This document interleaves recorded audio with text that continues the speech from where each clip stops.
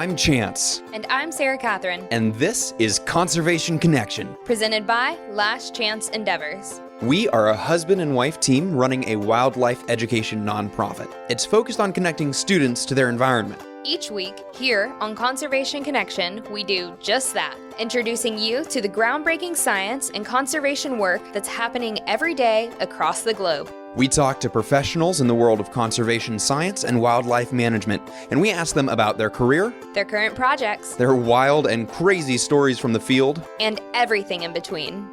This episode is a collaboration with EarthX here in Dallas, Texas. EarthX is the largest Earth Day celebration in the world, and it brings in speakers from every corner of the environmental arena. Listen in to hear the stories of today's environmental titans, covering everything from environmental law, ocean health, renewable energy, clean transportation, and so much more. Let's get to the show. Welcome to another EarthX episode of Conservation Connection. I'm really excited because we've got some pretty special guests sitting here in front of us today. We're talking with Aislinn Clark and Charley Peebler, and they are two heirs to our oceans based out of California. So welcome to the show. Thank you. We're really excited to have you guys here today. I want to start with, will the two of you give us your ages? I'm Aislinn and I'm 13 years old. I'm Charley and I'm 15. And these two are doing more conservation work than most people do by the time they get to their 30s. So let's dive right into that. I know you guys each have your own areas of focus. So Charley, when it comes to caring about the oceans, what specific issues are you interested in? Well, from the time I was young, I've always been interested in octopus. And so through that, I started focusing on coral and deep sea habitats. Because of the many species of octopus that live in these two very different habitats. And throughout my journey in becoming an ocean protector, I've seen a lot of issues be interconnected and affect these important habitats. Awesome. And what about you, Aislinn? I'm focusing more on ocean legislation and policy, which is a bit different from other kids' focus areas because it's not really connected to a very specific human impact or an animal. But I think it's very important to look at a lot of ocean issues from kind of the lens of policy and legislation because that's really going to help us make some big picture change in conservation. And to zoom out a little, tell us, what is Heirs to Our Ocean? Heirs to Our Oceans is a group of environmental youth leaders. We're a nonprofit, and we're dedicated to saving our oceans through inspiring and raising awareness amongst other youth in our generation to protect our oceans and waterways for us and future generations. Yeah, we're really kind of all about connecting youth globally, a lot from underserved communities really around the world, and getting all youth connected around the problem of ocean conservation. So this is something that's really near and dear to my heart because I was fortunate, like you guys are, that I had a support system when I was very young to feel like I had some agency, to feel like I had a voice and a way to affect change that helps the environment from a very early age. So how did this come about? What made you say, I want to get involved in environmental policy? I don't think I knew what environmental policy was when I was y'all's age, or if I did, it wasn't my focus area. I was mostly interested because I really loved animals and I wanted to protect the places that they lived. So something like Aislinn, environmental policy, how is that something that became your passion? Well, it kind of started in a little bit of a strange way because I watched the film Mission Blue about Sylvia Earle and her work trying to create hope spots across the globe.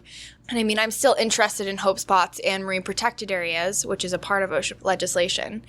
But then even broader to policy, I was just watching that movie and seeing like all the problems that are really happening in our oceans.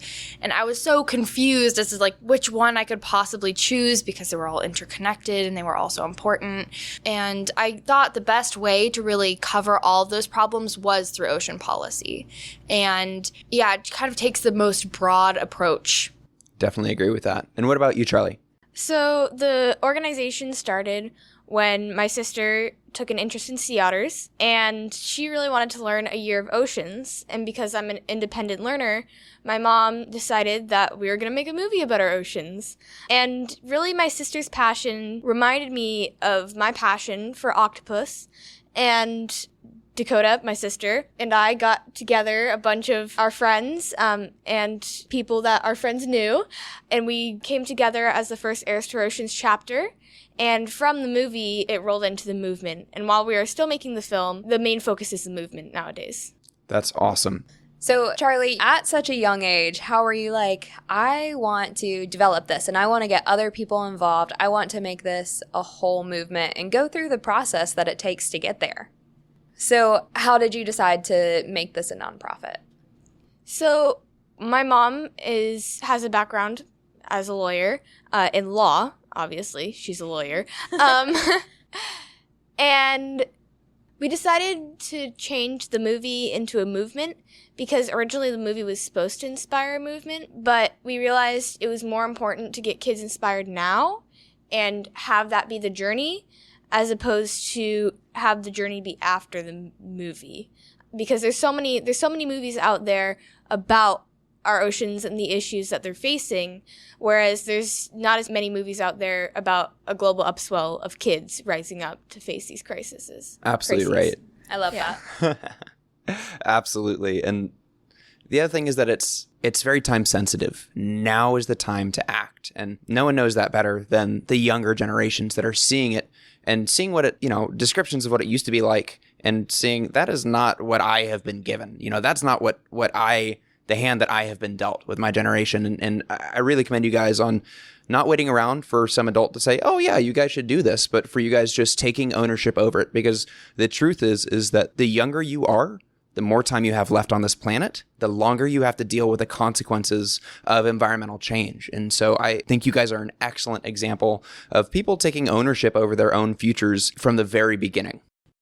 So what led y'all to come out to Earth X, and specifically Earth X Ocean?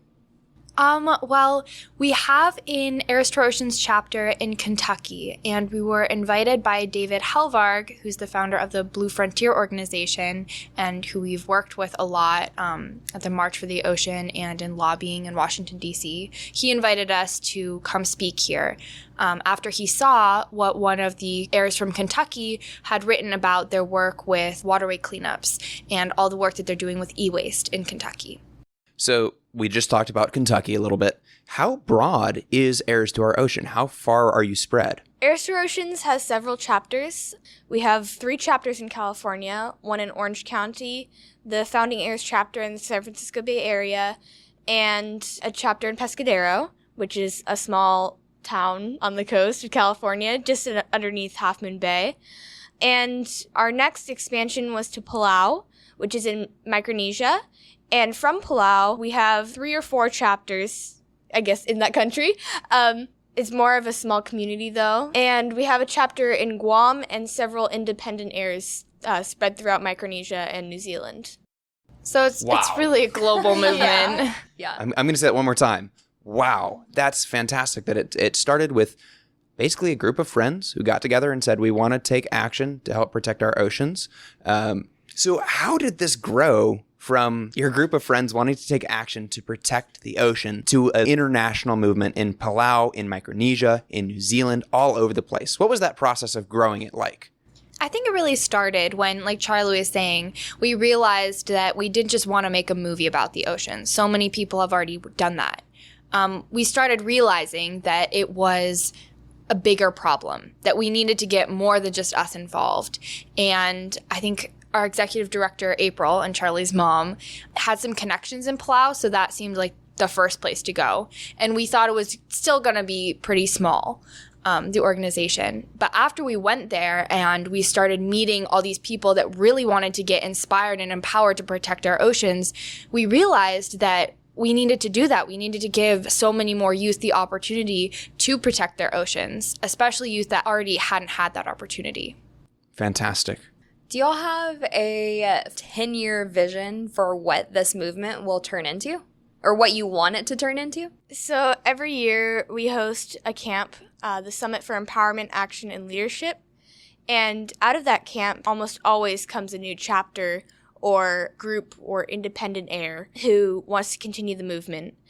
And there's always something that one of those kids will do to protect our oceans. And so I think in the future, if we keep holding these camps, if we keep reaching out, attending events, that's where we met the Kentucky Heirs, was at a United Nations event, then I'm pretty sure this movement will not only be from Micronesia to the Midwest of the U.S., but all around the world.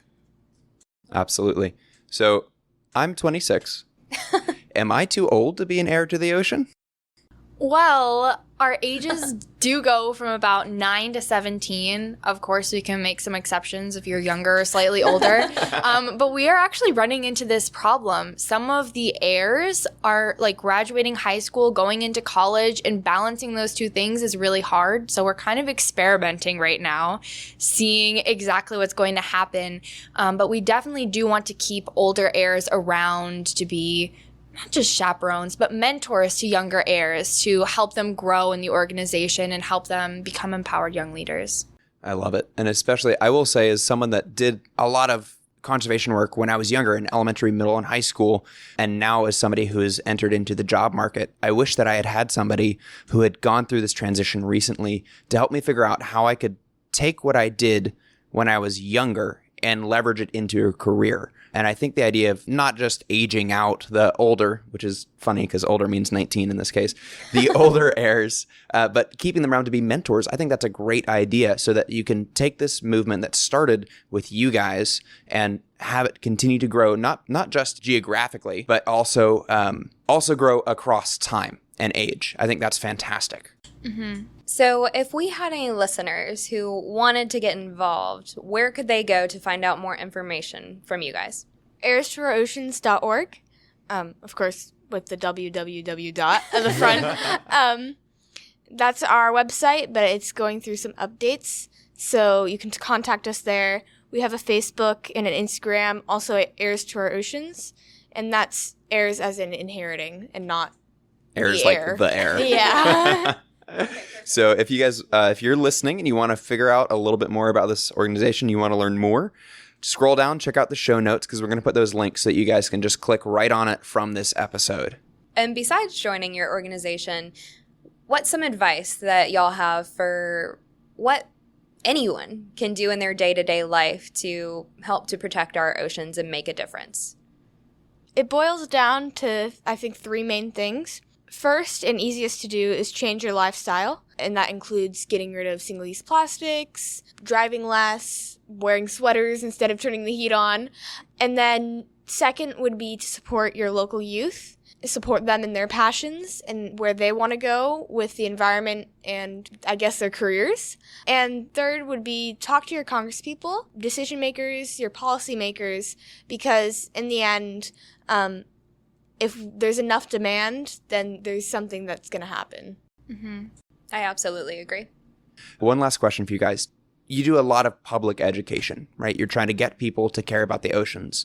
Do you focus that primarily at other youth, or do you also work to educate adults about how what they're doing affects your tomorrows? Oh, definitely youth and adults. I think this is something where, like I was saying before, really everyone needs to get involved. So it's the next generation stepping forward. It's previous generations helping us out. It's people from around the world coming together to solve these problems. So definitely educating youth about what they're going to be inheriting, how they can help fix these problems, and then also adults on how they can support us, what they've been up to has hurt us, and all those things. Yeah. The last generation, the adults nowadays, they've heard from their peers, their scientists, and those scientists can give us the real world incredible information, and then they'll hear the voice of their grandchildren and their children instead of their peers that they've been hearing from decades. Yeah.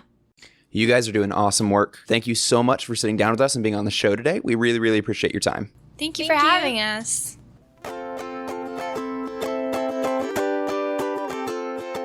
Thanks for listening to this episode of Conservation Connection. If you enjoyed our podcast, go ahead and subscribe to make sure you catch every episode that we post. We would love to hear from you. So, if you want to reach out, go to our website, lastchanceendeavors.com/contact, and shoot us an email. We love questions from our listeners, so if you heard something that you want to know more about, be sure to let us know. We'll post bonus content that addresses your questions and gives you a little more information. A big thanks to EarthX for hosting us, and a big thanks to you for listening. Don't forget to tune in next week.